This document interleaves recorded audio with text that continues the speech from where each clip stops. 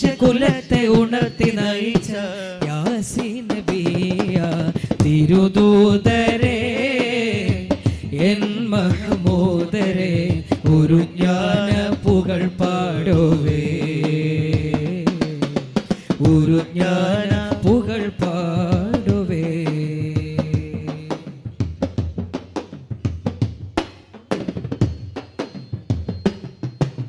സ്നേഹം വിതച്ച് ത്യാഗം വരിച്ചു മണ്ണിൽ ജ്വലിച്ചു പാരിൻ മനസ്സിൽ ദീനിൻ സുഗന്ധസാരം നിറച്ചു.